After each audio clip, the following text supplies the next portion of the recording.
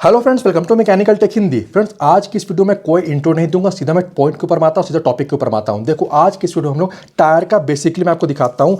ये जो हमारा फ्रंट का पोर्शन होता है, ठीक है, जैसे इस टायर का 7 इंच का आप देख रहे हो, ये जो फ्रंट का पोर्शन है, तो टायर का साइज वगैरह कुछ भी हो, ठीक है, मोटा हो पतला, उस पर डिपेंड नहीं करता है। आज का जो टॉपिक है वो यूनिवर्सल, और जो पॉइंट मैं आपको बताने वाला हूँ ये सभी तरह के टायर पर लागू होने वाला है। देखो फ्रेंड्स, कई बार क्या होता है कि अलग अलग की गाड़ियों में आपने गौर किया होगा कि टायर का ये जो आप फ्रंट पोर्शन का ये वाला जो भाग देख रहे हो, ठीक है, जो सेंटर का पोजीशन होता है, कई बार ये बहुत जल्दी घिस जाता है। साइड से टायर नहीं घिसता है, लेकिन सेंटर से घिसता हुआ दिखाई देता है, ठीक है। वहीं बहुत सारे टायर्स में ऐसा होता है कि सेंटर से वो नहीं घिसता है, उल्टा क्या होता है कि साइड से ज्यादा जल्दी घिसने लगता है। हो सकता है कि एक साइड से घिस गया हो सकता है कि दोनों साइड से घिस गया हो। तो बेसिकली टायर में ये जो अनइवन वेयर आउट हो जा रहा है, इसके बारे में आपको बताने वाला हूं। और ये होता है टायर के अंदर में जो हवा भरा गया है, तो अगर वो ओवर इन्फ्लेटेड होगा या अंडर इन्फ्लेटेड होगा, उस वजह से होता है। पहले हम लोग बात करते हैं over inflated tyre air pressure के बारे में।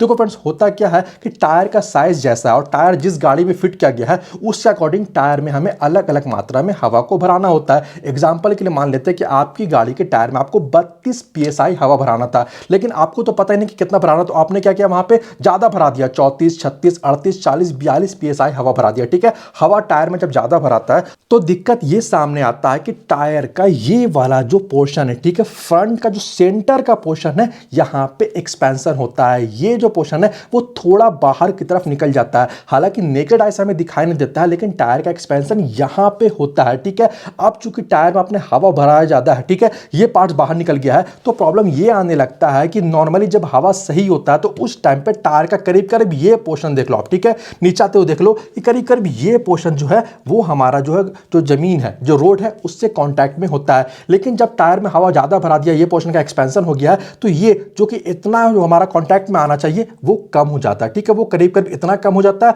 और ये वाला जो पोर्शन है ये हमारे रोड के कांटेक्ट में आ जाता है। ऐसे में जब हम अपनी गाड़ियों को चलाते हैं तो इस वाले पोर्शन पे जो लोड है वो ज्यादा पड़ने लगता है। वैसे लोड डिस्ट्रीब्यूट होना चाहिए ज्यादा एरिया में, लेकिन वो कम हो जाता है, और इस वजह से ये जो हमारा स्मॉल पोर्शन है सेंटर का, यहां पे टायर वेयर आउट होने लगता है, टायर घिसने लगता है। और देखा गया है कि सेंटर वाले पोजीशन में जो टायर है वो जल्दी घिस जाते हैं अगर टायर में हवा ज्यादा हो।